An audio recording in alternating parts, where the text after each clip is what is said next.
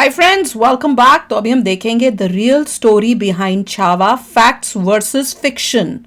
तो चलो वीडियो शुरू करते हैं। वीडियो शुरू करने से पहले अगर आपने नया चैनल फिल्मी रिएक्ट उसको सब्सक्राइब नहीं किया तो उसको जल्दी से सब्सक्राइब कर लो, लिंक है डिस्क्रिप्शन बॉक्स में। साथ में उसके अंदर बाहुबली 2 आ रही है और गजब रिएक्शन में अभी सनम तेरी कसम उस मूवी का रिएक्शन हो रहा है। तो गजब में भी जाके उस मूवी का रिएक्शन देखो, बहुत ही प्यारी मूवी है, रोमांटिक मूवी है। तो चलो वीडियो शुरू करते हैं। छावा देखकर थिएटर से आए हैं। सच में आखिर के वो जो 20 मिनट इस फिल्म के थे वो इतने सारे इमोशंस एक साथ लाते हैं जिसे शब्दों में बता पाना मुश्किल है। अगर कोई पूछे कि इंडियाज नेक्स्ट सुपरस्टार में ट्रांजिशन होते आप किस एक्टर को देख पाते हो तो आंख बंद करके विकी कौशल का नाम ले लेना। हाथी घोड़े बांध के तैयारी तो तेरी भारी है, जंजीरों में जकड़ा राजा मेरा फिर भी सब पे भारी है।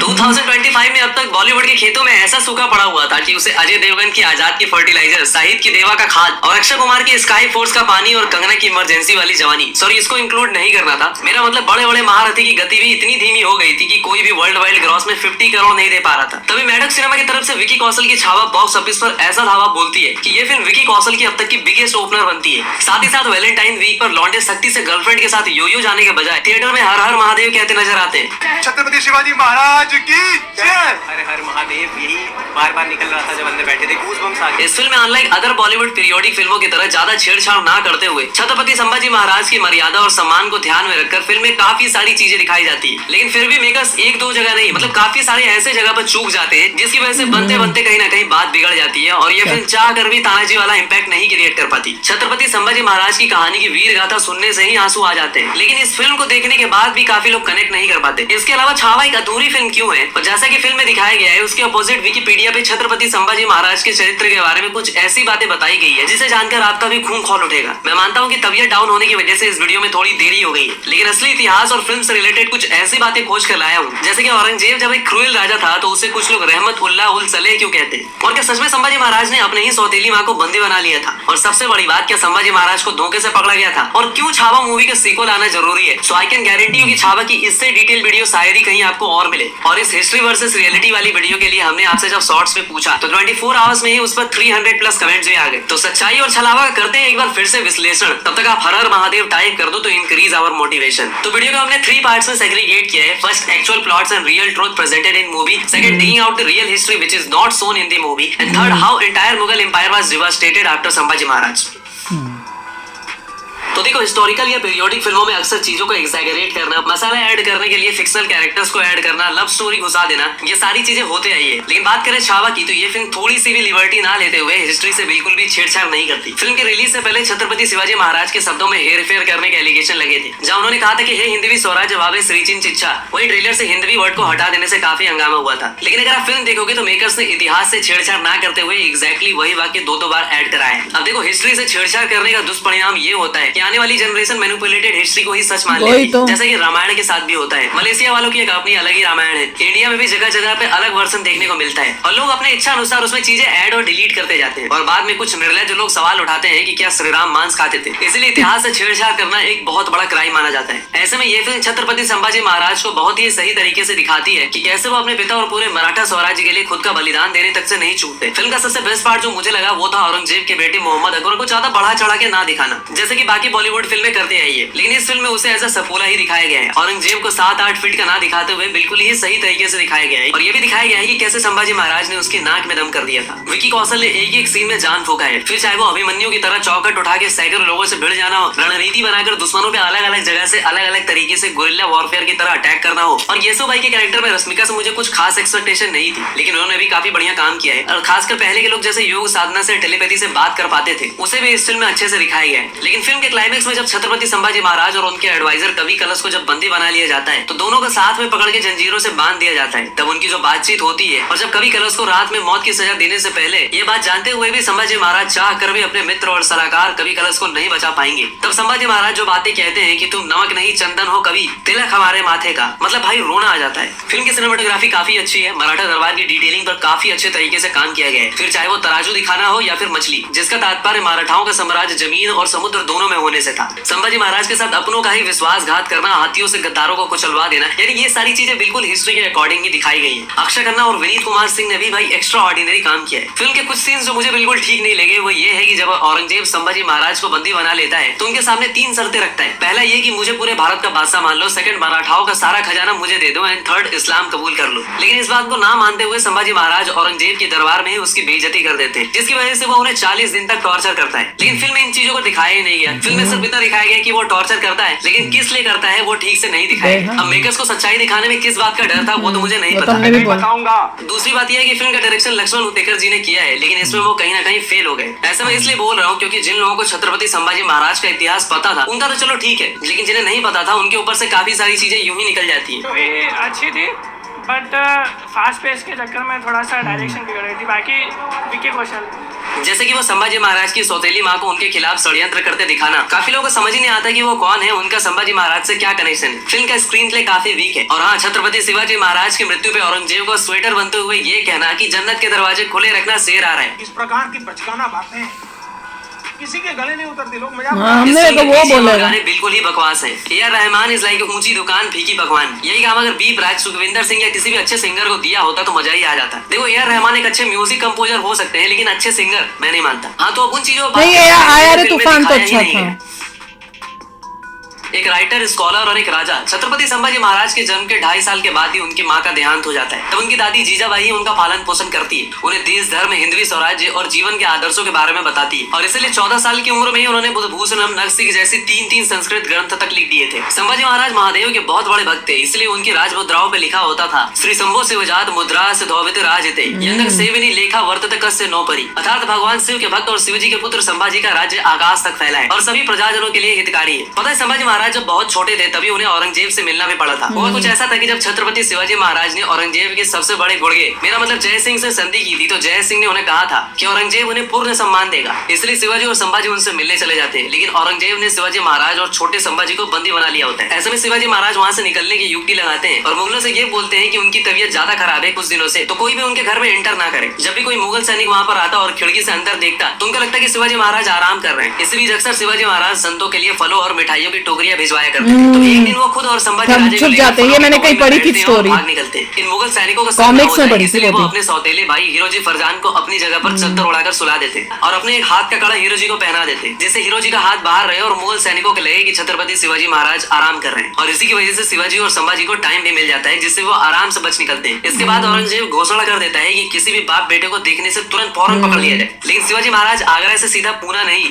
बल्कि उत्तर में मथुरा की तरफ चले जाते हैं और संभाजी को मथुरा में कृष्ण जी पंत के यहाँ पे छोड़ देते हैं, जिससे पकड़े जाने का खतरा बिल्कुल ही कम हो जाता है। और बचपन में ही कुछ इस तरह संभाजी महाराज पहले ही अपने सबसे बड़े शत्रु से मिल चुके होते हैं। इसी चीज को फिल्म में अगर थोड़े अच्छे तरीके से दिखाया जाता तो लोग बिल्कुल ही कनेक्ट कर पाते। और संभाजी महाराज के बारे में ऐसी बात भी नरेशन बताया था, इतिहास मिटाने वालों की करतूत लगती है। जैसे कि जेएल मेहता की book advance study in the history of modern India, इस बुक में बताया जाता है कि शिवाजी महाराज संभाजी राजे के खराब व्यवहार और डिसिप्लिन ना होने की वजह से उनसे इतने नाराज हो जाते हैं कि उन्हें पनाला किले में कैद कर लेते हैं। लेकिन सच्चाई तो ये है कि छत्रपति संभाजी महाराज को अनुशासन और रणनीति में सबसे उच्च राजा माना जाता है। फिर उस बुक में ऐसा बताया गया है कि 1678 में संभाजी राजे किसी तरह वहां से भाग निकलकर दिलेर खान से जा मिलते हैं और 1 साल के बाद 1679 में वो बीमार शिवाजी महाराज से मिलते हैं, तो छत्रपति शिवाजी महाराज उन्हें माफ कर देते हैं। और वाईजे भावे की book from the death of Shivaji to death of Aurangzeb, इस बुक में बताया जाता है कि छत्रपति शिवाजी महाराज के स्वर्गवास के बाद मराठा एम्पायर के अगले छत्रपति बनने की प्लानिंग की होड़ लग जाती है और इस रेस में सबसे आगे होते हैं संभाजी महाराज के सौतेले भाई और सोयरा भाई के बेटे राजाराम। लेकिन अगले छत्रपति बनने के लिए संभाजी महाराज अपने सौतेली माँ और उनके बेटे राजाराम और राजाराम की पत्नी को कैद कर लेते हैं। मतलब एक ऐसा महान राजा जिसने बचपन से लेकर वीर संघर्ष किया, 120 युद्ध लड़े और सारे के सारे जीते भी, जिसने एक हाथ में शस्त्र और दूसरे में शास्त्र को रखा, अपनी आखिरी सांस तक शेर की तरह दहाड़ते हुए मृत्यु को गले लगा लिया। उसके बारे में ऐसी बातें कहना कि उन्होंने गद्दी पाने के लिए अपने सौतेली माँ और अपने भाई को बंदी बना लिया। अलाउ कैसे करें? यही तो डिफरेंस था कि वो गद्दी के लिए अपने परिवार के लोगों की हत्या नहीं करते थे। लेकिन इस तरह की बातें दिल को छूती है। वो भी एक परम प्रतापी धर्मवीर महान राजा के बारे में अगर ऐसी बातें की जाती है तो ये मुझे उन्हें बदनाम करने का षड्यंत्र लगता है। अगर अगर कोई मराठी या हिस्ट्री की अच्छी खासी नॉलेज रखने वाला बंदा ये वीडियो देख रहा है तो अपने ओपिनियन कमेंट में जरूर बताना। और एक चीज जिसे इस फिल्म में जरूर दिखाना चाहिए था लेकिन उन्होंने नहीं दिखाया, वो ये था कि मराठा एम्पायर के दुश्मन सिर्फ मुगल्स ही नहीं होते बल्कि पुर्तगाली लोग, सिंधी लोग भी होते हैं। शिवाजी महाराज के स्वर्गवास के बाद पुर्तगाली लोगों ने अपनी सीमा बढ़ाने के लिए आतंक मचाना शुरू कर दिया होता है। कोंकण के गोवा और बॉम्बे में पुर्तगालीज यानी पुर्तगाली लोगों का ऐसा आतंक होता है कि वो गोवा के सारे हिंदुओं को मार रहे होते हैं, उनका कन्वर्जन कर रहे होते हैं। उनका बोलबाला नौसेना यानी नेवी में बहुत ज्यादा होता है। वो अक्सर मराठाओं के शिप्स लूट लिया करते हैं। इसी बात से तंग आकर संभाजी महाराज ने उन्हें सबक सिखाने की ठानी और 1683 से 1684 तक गोवा में उनसे युद्ध किया और उनकी औकात दिखा दी। लेकिन मुगल्स और पुर्तगाली मिल चुके होते हैं और मुगलों की बड़ी सेना की वजह से गोवा से संभाजी महाराज को अपनी सेना को वापस बुलाना पड़ता है। हाँ, तो अब औरंगजेब और उसके पास्ट के बारे में भी थोड़ी सी बात कर लेते हैं, जिसके पास्ट के बारे में काफी लोगों को ढंग से पता ही नहीं है। और 8.5 लाख से ज्यादा की सेना वाले औरंगजेब की पूरे मुगल एम्पायर कैसे तबाह हो गई उस पर भी बात कर लेते हैं। तो मुगल साम्राज्य का सबसे ज्यादा विस्तार, सबसे ज्यादा कर वसूली अगर किसी के रिजाइम में हुआ तो वो औरंगजेब या आलमगीर ही था। वो अकेला मुगल बादशाह था जिसने दक्कन और दक्षिण भारत को भी हथियाने की पूरी कोशिश की थी। औरंगजेब शाहजहां की छठी संतान थी और उसका तीसरा बेटा था, इसलिए शाहजहां उसे दक्कन का सूबेदार बनाता है। इधर वो अपने दूसरे बेटे दारा सिकोह को मुगल दरबार का कामकाज धीरे धीरे सौंपने लगता है। एक बार शाहजहां की एक बेटी जलकर मर जाती है, फिर भी औरंगजेब आगरा वापस नहीं आता। वो उसके 3 हफ्ते बाद आता है और जब वो आता है तो शाहजहां गुस्से में उसे दक्कन के सूबेदार के पद से हटा देता है। 7 महीने तक दरबार में न आने की सजा भी देता है। बाद में उसकी क्रूरता और युद्ध नीतियों की वजह से उसे मुल्तान सिंध का सूबेदार बनाया जाता है। लेकिन 1652 के गोलकोंडा के युद्ध में शाहजहां ने अपनी सेना वापस बुला ली होती है, जिससे औरंगजेब वो युद्ध हार जाता है।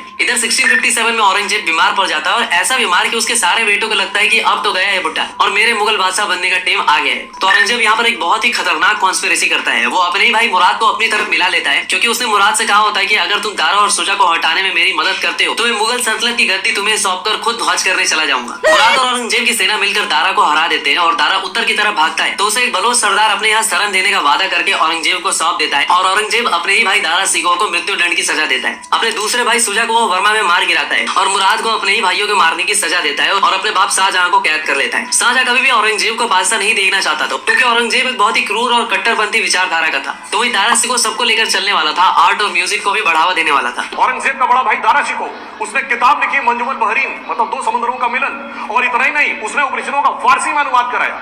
उसका नाम रखा सिर्रे अकबर, वर्ड्स ऑफ गॉड। वहां से वो लैटिन में और वहां से जर्मन में आर्थर शोपेनहावर ने ट्रांसलेट कराया। और उस दारा शिकोह का सर काट के थाली में सजा के जेल में बंद अपने बाप को देने वाला वो गंगा जमुनी तहजीब का प्रतीक है, दारा शिकोह नहीं। लेकिन जब औरंगजेब बादशाह बना तो उसने गैर मुस्लिम यानी काफिरों के मंदिर जाने पर जिजिया कर लगा दिया, जिससे विवश होकर वो अपना धर्म परिवर्तन कर ले। 1668 में उसने गाने और संगीत पर भी बैन लगा दिया, चाहे वो हिंदू हो या फिर मुस्लिम। सोमनाथ, बनारस के विश्वनाथ मंदिर, मथुरा के केशव राय मंदिर, उसने इन सारे मंदिरों को तोड़ा। क्रिश्चियन मिशनरीज को मंदिर बनाने का आदेश दे दिया। 1656 में उसने 9th सिक्स्थ गुरु यानी गुरु तेग बहादुर जी का सिर कलम करा दिया, क्योंकि उसने उनसे कहा कि तुम या तो कोई चमत्कार करके दिखाओ या फिर अपना धर्म छोड़ दो। तो उन्होंने दोनों काम करने से इनकार कर दिया, इसीलिए उन्हें भी मार दिया। उसी का बाप शाहजहां ने उसको कहा कि जेल में मैं अकेले रहता हूँ तो कुछ बच्चों को भेज दो, मैं उन्हें कुरान पढ़ा दूंगा। तो औरंगजेब ने अपने ही बाप से कहा कि अभी बादशाह चली गई लेकिन बादशाही करने का जज्बा नहीं गया। शाहजहां को इवन अनाज और पानी भी लिमिटेड दिया जाता था। इसलिए शाहजहां ने फारसी में लिखा कि तुझसे अच्छा तो वो काफिर है जो मरने के बाद भी पितृपक्ष में अपने पूर्वजों को तर्पण देता है। अपने ही बाप शाहजहां से औरंगजेब इसलिए भी चिढ़ता था क्योंकि उसने ताजमहल, लाल किला, जामा मस्जिद जैसे इतने सारे शानदार मॉन्यूमेंट्स बनाए थे और इन सारे भवनों को बनाने में उसने आधे से ज्यादा राज खजाना लौटा दिया था और बाकी खजाना नई राजधानी दिल्ली बनाने में। फिर भी कुछ लोग औरंगजेब को रहमत उल्लाह उल सलेह कहते हैं। कुछ लोग तो ये भी कहते हैं कि वो तो राज खजाने से एक भी पैसे नहीं लेता था। अरे टोपियां बुन बुन के बेचारा अपनी रोजी रोटी चलाता था। भला अगर आपने नोटिस किया हो तो कुछ ऐसा ही फिल्म में भी दिखाया गया था। और आलमगीर बादशाह रहमतुल्लाह अलैह ये वो हिंदुस्तान की तारीख में बादशाह है इसकी अंग्रेज भी आज ईमानदारी की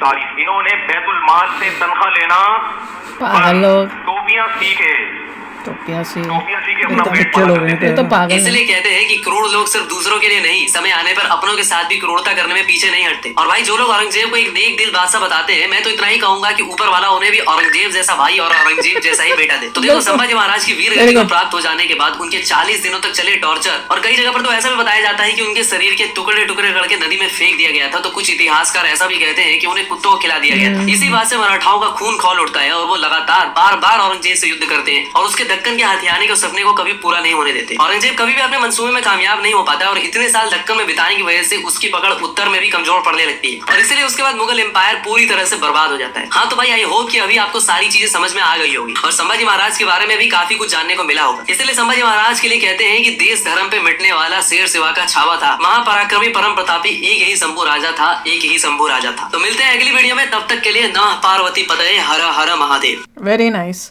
और वही बताया कि पॉजिटिव्स एंड नेगेटिव्स जो मूवी में थे वो तो हमें भी पता है, हमने कितनी बारी शेयर किया है कि ये चीज़ें बेटर कर सकते थे, ये नहीं है, पर फिर भी इनको इसलिए हम कह रहे हैं कि भैया अटेम्प्ट तो उन्होंने किया, बनाई मूवी बहुत अच्छी है, बनाई प्यारी मूवी है एज कम्पेयर टू जो आप पीछे की मूवियाँ देखो।